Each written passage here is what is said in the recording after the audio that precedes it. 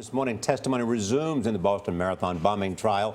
For the first time, jurors saw images yesterday that led the FBI to the Tsarnaev brothers. More witnesses shared emotional testimony about their injuries and their loss. Dahler is outside the federal courthouse in Boston. Don, good morning.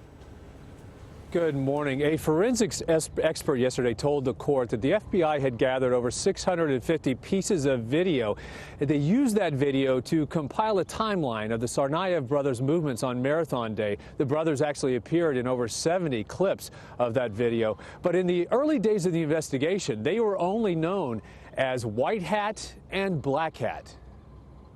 The chilling new video shows Tamerlan and Johar Tsarnaev weaving through the crowd on Boylston Street, looking for a spot to plant their twin bombs. Johar slips off his backpack. Cell phone records show him placing a 19-second call to his brother Tamerlan. Seconds later, the spectators near him looked left, freezing at the sound of the first explosion. Johar takes off just before the second blast.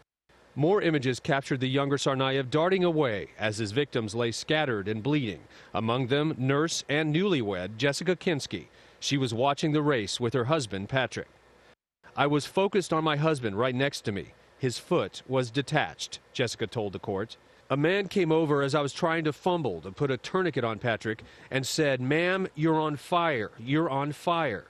Jessica's injuries were so severe, both her legs had to be amputated.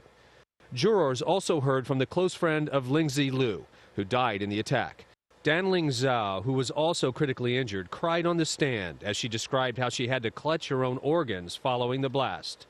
She didn't find out for days that her friend had passed away. "Everybody knew that earlier, but they didn't tell me because they were trying to protect me," she said, wiping her eyes. But as Boston grieved, prosecutors say Johar went about his daily life.